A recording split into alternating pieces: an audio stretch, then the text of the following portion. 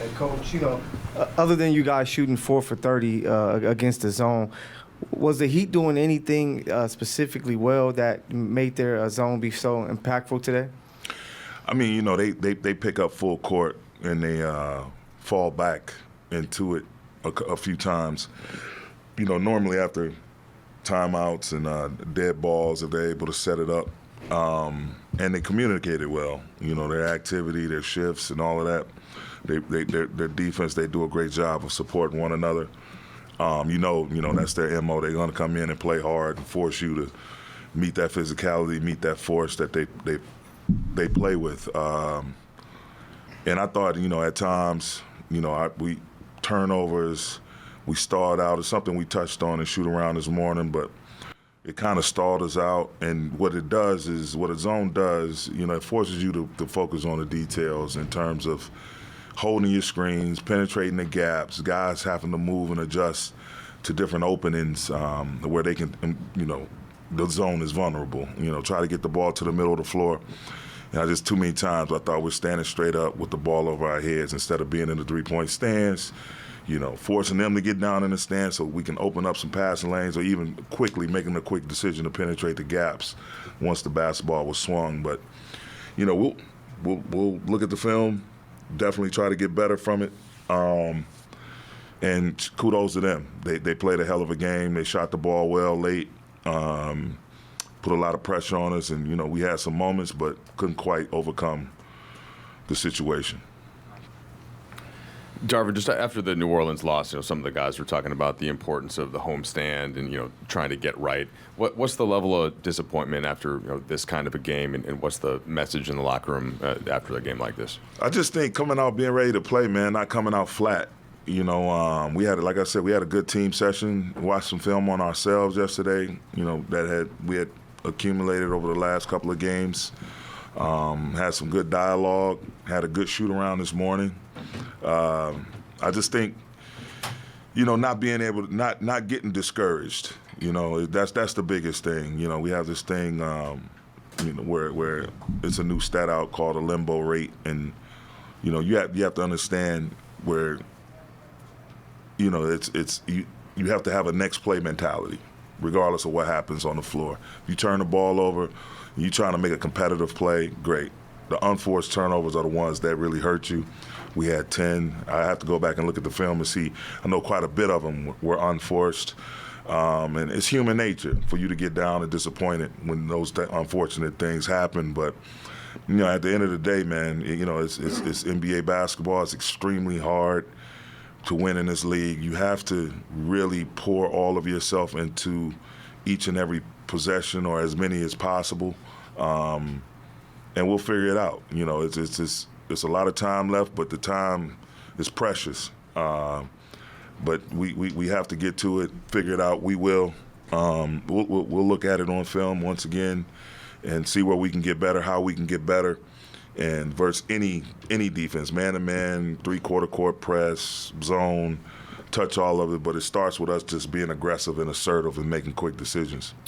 With the qualifier that you've had, a key guy out seemingly most games, what do you think, just with the different lineups and the switching of that, how has that impacted things, and how are you going to try to get to a point where you can find the consistency there and put guys in the we spot? can't find any consistency until we get healthy. It's as simple as that. I mean, we got to get healthy. Guys got to, and once you get healthy, you guys got to get back in rhythm, and we got to find a cohesive unit. A total cohesive rotation that we can go with. When you're dealing with different guys being in and out of the lineup that frequently, it's damn near impossible to find a rhythm. That's just being real. There's no slight on anybody. We pride ourselves on making sure we don't send our guys out there to expose themselves to any major type of injury. That's what we stand on. But having said that, we got to get guys healthy. Guys, it's those little nagging tweaks and whatever you have going on that we got to make sure that guys can not just be available, but available at a high level. And so we'll get healthy. We'll get better from it. Doesn't feel so great, but it's not supposed to. And no one, I know me for damn sure, I'll speak for myself. I hate losing. I hate not being assertive, aggressive in terms of attacking each game, whether I'm coaching, playing, whatever the case may be. And so that definitely flows throughout my coaching staff and the organization and, these players. We're going to see how we can best help them and come up with a solution. We always strive to be solution-based. Darvin, I have two for you. To this point in this season, you guys have been conservative might be the word when it comes to practice time and different things like that. Generally speaking, prioritizing rest and stuff like that. But when you see execution against a zone defense like that, do you have to kind of does this team need to get on the practice floor more often, especially in this chunk where you guys are here? It's tough, man, because it just goes into my last answer. Health. You walk in that fine line of trying to see how you can be efficient, whether it's watching film, doing walkthroughs, not exerting too much energy on a non-game day or the morning of a game day, so you can try to fill your cup up as much as you can to have the maximum amount of energy that you can have for a game. So it's a duality that you're constantly trying to manage. But having said that, again, we touched the zone this morning. And I think for whatever reason, we had a couple bad turnovers, and that may have brought our spirits down a little bit. Who knows? But, going back and watch the film, I don't want to make an emotional statement or anything like that. I want to be on point with what I thought I saw. And so once we go back and watch the film, we'll try to get better from this tomorrow. And to the injury point, Miami hasn't had Jimmy Butler much at all this season. But is it something where, you guys haven't had those kinds of, outside of Gabe, you guys haven't had those, and Jared early, those kinds of big long injuries? It's been Cam misses 3 and then is back for 1.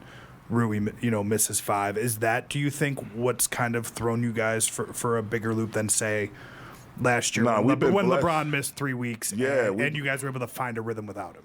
Yeah, I think the multiples are more impactful than, if you lose one of your big dogs, you're going to figure out how to try to manage without him. But, Bron and AD both have been playing phenomenal this year and continue to do so. And then when you have, your key role players, your key rotation players, this guy misses 3 or 4, this guy misses 3 or 4, and they're happening one right after the other, that's what makes it difficult. Because we don't want to run those guys in the ground. I'm cringing here looking at the minutes that both Bron and AD had to play tonight, as well as Austin, and it's tough, man. But that's why we get paid what we get paid. We got to figure it out. I'm disappointed, but I'll be damned if I get discouraged. We're gonna go to work and really take a deep dive, as we've done here recently, and continue to do, and see what type of solutions we can help our players with. But health. And guys really coming out and being ready from the gate and not allowing a few mistakes to get us down. Certainly, inconsistency of lineups has been tough because of the injuries you mentioned, and one of the main guys, Dan mentioned, Jared Vanderbilt, missed that big chunk of time. But should him and LeBron and AD and AR stay healthy in the interim, and then you get D'Lo back, you have a lineup that you went something like 18-6 through the end of the regular season, through the play-in and the first round of the playoffs, that you haven't had a chance to go to really thus far this season. Is that something that you can pivot to? When you talk about consistency, Austin at Shoot Around the Day spoke about, we just haven't had a chance to play with one another all that much, but that lineup actually has. Could that be a direction you guys go in? Absolutely. I think everything is on the table that makes sense. And, again, we'll look at it, and hopefully, we get D'Lo back pretty soon. And that's something we could definitely see ourselves doing at some point. But, again, D'Lo's in street clothes tonight. So it's all right, yeah, that totally makes sense. And then various other guys within that mix have been hurt. Obviously Austin's been available, Bron, AD's been available, but those other two guys have been in and out a little bit. D'Lo's actually played a ton of games for us and been there, and just for the sake of balance, trying to bring him off the bench has been good. But yeah, definitely, man, whatever makes sense. Like I said, we're here to explore. No stone shall go unturned. We're here to explore whatever we can to right the ship. Hey, Darvin. Something else. Was there a team meeting of sorts after the game? And if so, what was your message to the guys tonight? Just being aggressive, taking care of the ball, not the self-inflicted wounds, which caused them to get, their juices going early. The turnovers really killed us tonight because, 22 turnovers, 22 times you didn't get a field goal attempt. And so just us, the effort and the force in which Miami plays with, it's totally highly respected, by me individually and the rest of the league. And, you just want your team to come out and do the simple things in terms of, attacking possessions, good, bad, and indifferent. You just got to attack each and every possession on both sides of the ball. And again, you can't have self-inflicted wounds. That's the biggest thing. And so, again, we talked about it yesterday in our team film, discussed a little bit this morning in terms of focusing on them, and we'll continue chipping at the rock, man. We'll break through. Darvin, I just want to follow up kind of what Melissa just asked you. It took you a little bit longer than normal to come in here tonight. What was the temperature in the locker room after this loss? Guys are disappointed. Nobody wants to come out here on their home floor and get beat and not play well. And that's the other thing. We need guys to play better. We got to attack and be more competitive, but we need guys to step up and play better. The reason we sign them is because we know what they can do. And so you got to come with that confidence each and every night, and you got to fight through it. Things not going your way, you can't ball up in the corner somewhere and go cry about it. You got to step up and try to see how can you best assist your team in being successful. If it's not the main thing you do, then you go look for something else to do. But all the while, your mind has to be focused on moving forward through the game and trying to get better and get stronger as the game gets longer. Thanks, Coach. Yep.